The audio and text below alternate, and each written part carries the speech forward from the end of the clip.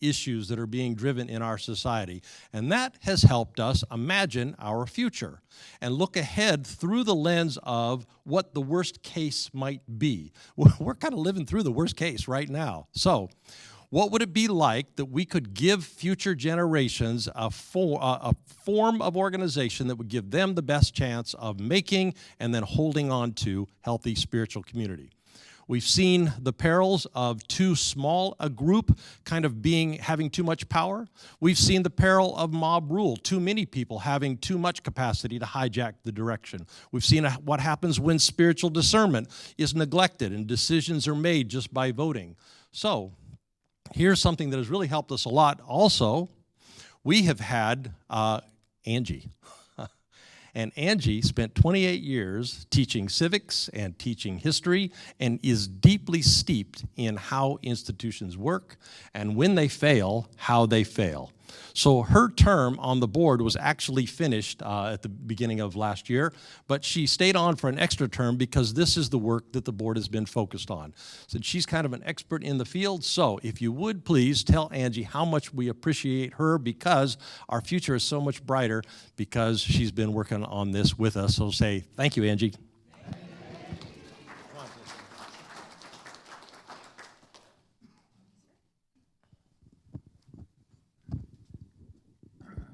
Testing. Okay. I have two things off script to say, and then I will get on script, or at least what I have prepared for today. Good morning. I'm thrilled to be here. The first is that Doug is running for school board, and he has a campaign kickoff on Tuesday at Tony Everett's house, and you're all invited. And I put a invitation on the community bulletin board on the app. So you don't need to bring anything.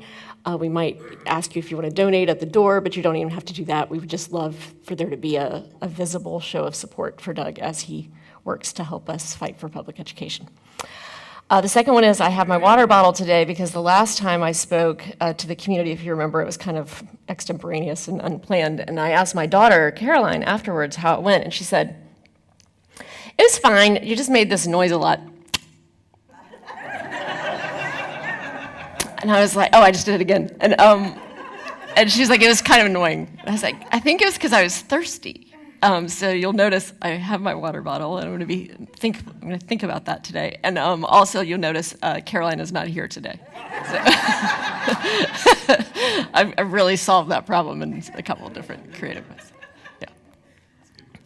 Okay. So today we're going to be talking a good bit about the governance of the church going forward. Some of you just likely thought to yourself, like, crap, why did I come today? This is super boring. And to a degree, I can see why some of you may feel that way. Governance sounds like rules, and who the heck likes rules? Well, actually, if you study the Enneagram, 6s like rules and 1s, and to them rules means order, and they like order. But I digress. Some people do like rules, though. Governance can also conjure that other dreaded concept, institutions. Us Gen Xers are supposed to hate institutions, and I'll admit I used to have a healthy skepticism about them, but now I freaking love them. Even if I can see how they can go astray or get entrenched, and we've had lots of reasons in history lately to have seen how that happens. So I'll explain why in a moment, and I'll explain how that relates to us here in this community.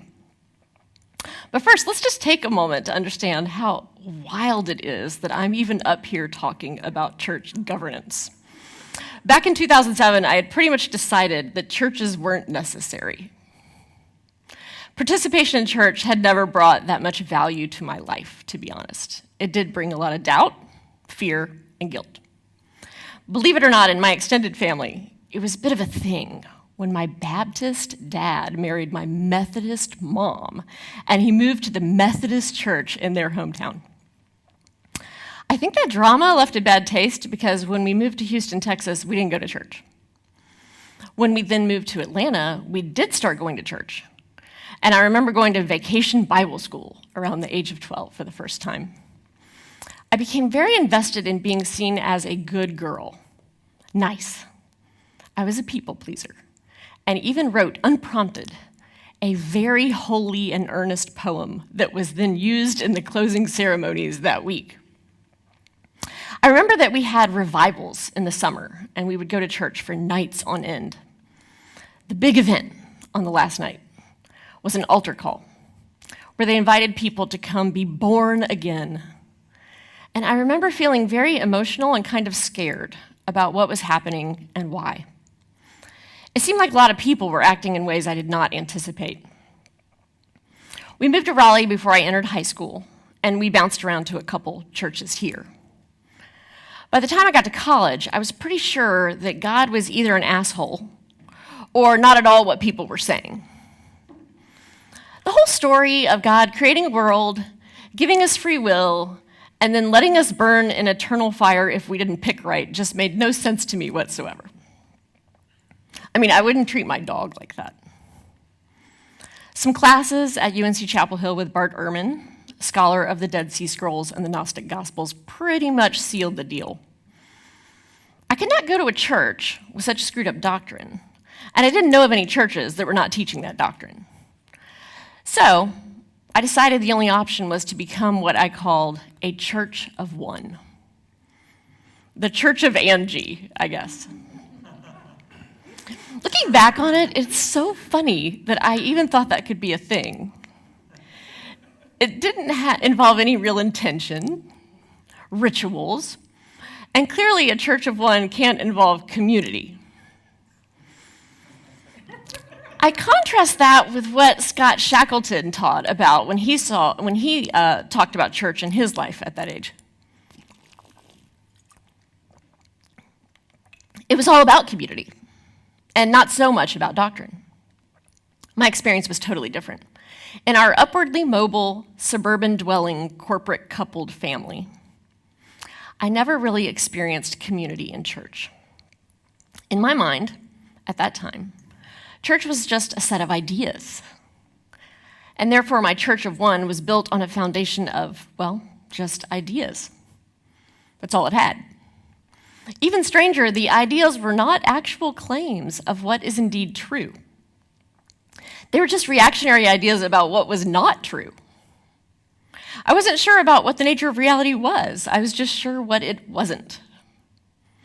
And so from 1993 to 2011, I attended the Church of the One of the Great Refutation sporadically, but stridently. I guess it was around 2011, having had 2 daughters, that I realized I had a different problem. Much as the doctrines and narratives of modern Christianity troubled me, I realized my kids might be at a distinct disadvantage if they at least did not know about them. Being a social studies teacher, I was very aware of how Western literature, art, philosophy, and history all lean heavily on that knowledge. I often sat in art history classes and realized, dude, if you didn't know about the basic stories of the Bible, most of the art and symbol the professor was talking about was absolutely incomprehensible. So I hatched this plan where I would find the most tolerable church, expose my kids to it, and then deconstruct everything they learned in the car on the way home. Something like that. It wasn't that well thought out, and I hardly remember how I thought that was going to work developmentally. I mean, for God's sakes, they were 5 and 3. After visiting a number of churches, I stumbled into this place, but back then it was on Ray Road, 5 minutes from my house. That was a lot more convenient, by the way. I was intrigued. I remember going to introduce myself to the minister man, and he seemed not too concerned about me coming back, which was exhilaratingly refreshing. Later, I would hear the phrase, "There's no coercion in the spiritual life." And that makes perfect sense to me. A great faith community should not require a high-pressure sales pitch. So that $30 ad campaign we're doing monthly is starting to make me a little nervous, to be honest. But I have faith we'll do it right. The big takeaway after just a few months of attending here was that actually church need not be about doctrine. We don't need to agree on every aspect of the divine, how it manifests itself, what happens when we die, why we suffer. For millennia, that had been the thing that separated churches from other organizations, by the way. I taught that in sociology. When we got to the part about religion as an institution, the lesson went like this. How are churches different than other social organizations? They have a theodicy. 3 questions are answered. How we got here, why we suffer, and what happens to us when we die. If you try to answer those 3 questions, you're a church, not a club. That's the way we taught it, okay? And when we would talk about the world's 5 major religions and how they answered those 3 questions differently. Cool, but it's clear now that plan isn't working out great. Every time we have one little adjustment to how we answer one of those 3 questions, we create a whole new religion or denomination, and it's getting confusing and fragmenting. Here at Common Thread, it became clear that the answer to those questions was less important than the mutually supportive and loving community you could form around seeking those answers for yourself. We could have a community that focused on working the circle, learning practices, service, community care, contemplative practices. And we all really needed to agree, and all we really needed to agree on is that there is a divine energy at work in the world and in us. That commitment alone would be enough to get us to work together, treat people well, accept people unconditionally, grant them grace, and gain some new skills in the process. If you ask me, what is the most significant development in your life in the last 10 years? It would be this place, these tools, these insights. I've come to understand myself better, understand others better. I practice contemplation, reflection. I found peace, patience. And most importantly, I see how funny and whimsical life can be when you put your ego aside, live authentically more in the moment, and can just laugh at the absurdities we humans create. I value this place. I value these people. And I want more people to have what I have found. I think the world would be a better place, or at least it would be easier for folks to live in it.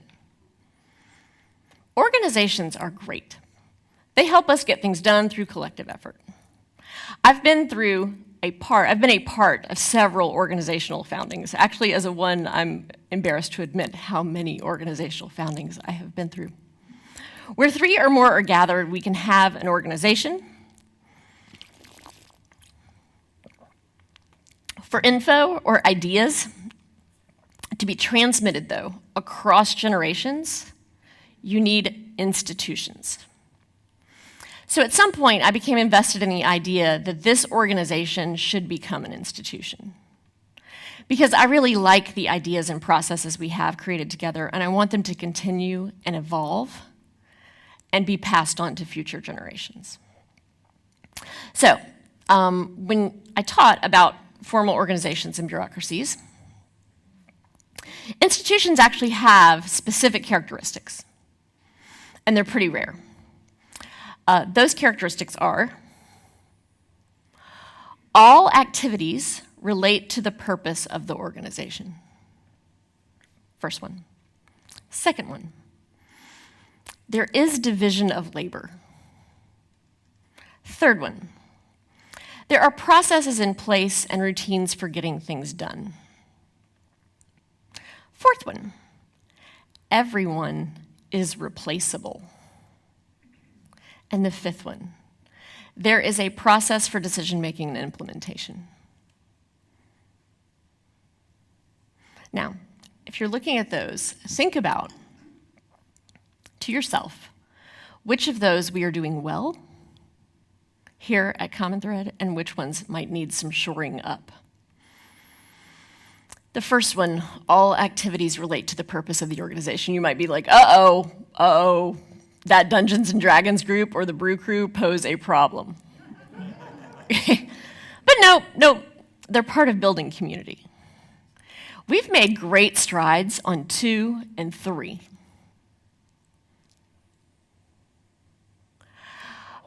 But 4 and 5, that's our growth opportunity. Every organization transitioning to an institution faces the founder's dilemma. In order for an organization to transition to an institution, they have to ready themselves for the big transition. When the founder of the organization steps back, let's be clear, Doug will always be a part of this community and assume key roles as long as he is living. And right now, the organization really could not function without Doug. He's really important to decision-making, implementation, and day-to-day operation of the church. Less so than 3 to 5 years ago, but still really important. We need to create processes and structures that will enable him to offload more and more of those responsibilities, and so the organization can navigate through the transition and successfully emerge as a functioning institution. A word of caution. My dad happens to be an elder in a church within the Presbyterian denomination. We share an office and sit just 3 feet apart from each other, and I hear him, he's the head of personnel. And I have had a front row seat to observe how very bureaucratic and institutional that denomination has become. It literally takes 2 years to complete all the process steps involved in hiring a new pastor. My takeaway from that experience is that we need some structure and processes, but this is a Goldilocks situation. We need to get the mix of structure and functionality just right. And we can all play a role in advising us to create that perfect mix. The first step is creating a board structure that is more vested with decision-making functions. The second step is making sure that body has the information and perspectives to make the best decisions, including hiring. And the third step is to determine what jobs they will be hiring.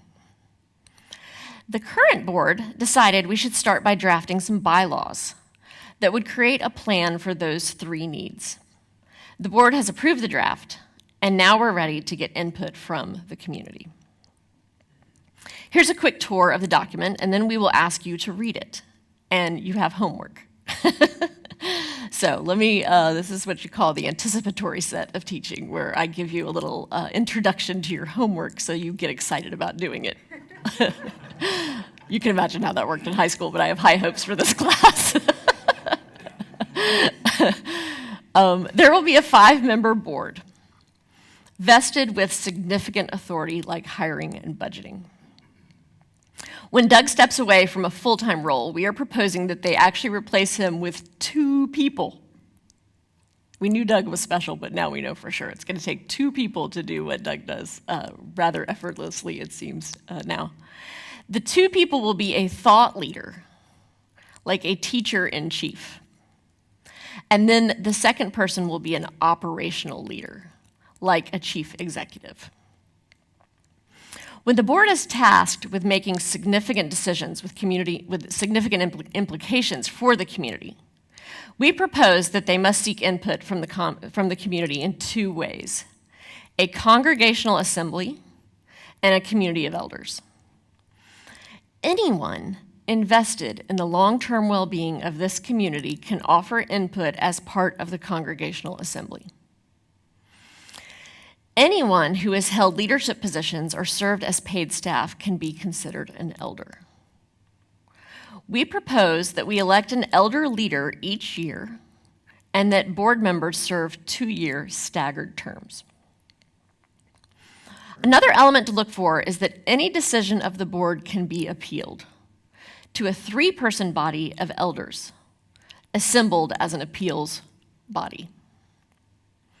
All right, so this is just a quick appetizer, and we hope it leaves you hungry and with a lot more questions. We hope that curiosity drives you to actually read the document. It is not long, just a few pages.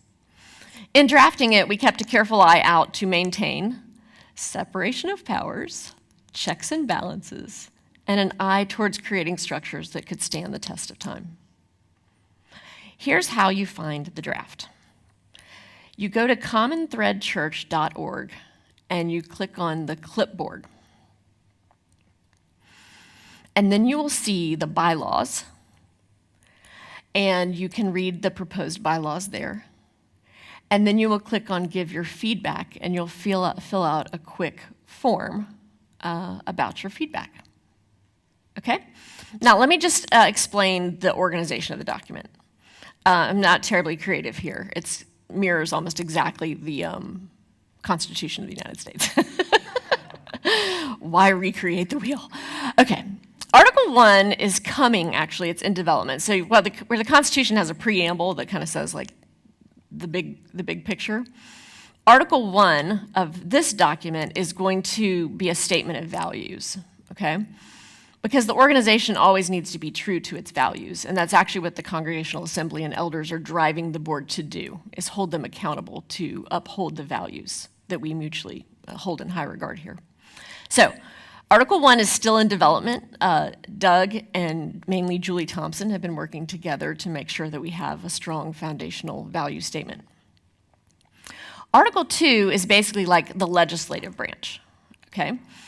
It's the Congregational Assembly as discussed. That would be kind of like the House of Representatives, I guess, in some way. It's the most democratic body.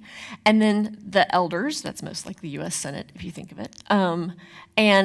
But a key element of that is that the legislative branch is focused not on voting so much as providing input, qualitative input, more so than just raising your hand and voting, if you understand what I'm saying.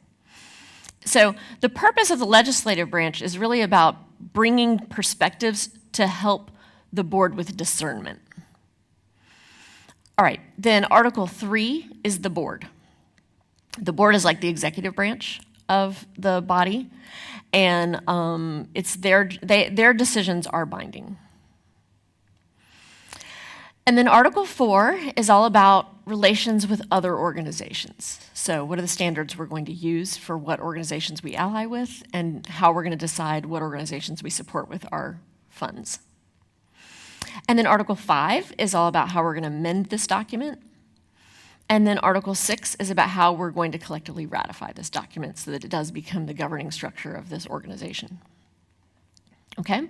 So we're asking you to read it, think about it. What I would love for you to do is read it and then give it some time. Okay? See what bubbles up in your consciousness. See what is troubling your heart.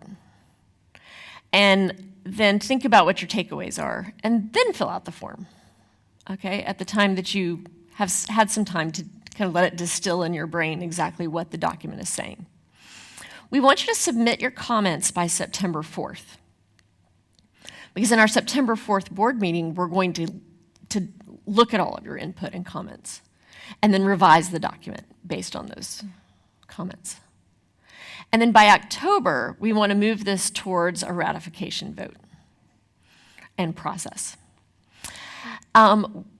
January 1st, every year, we'll start a process by which we pick an elder leader for the year, okay?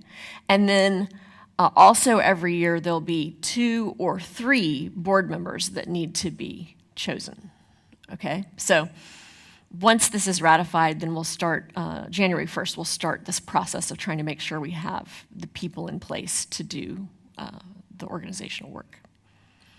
Okay?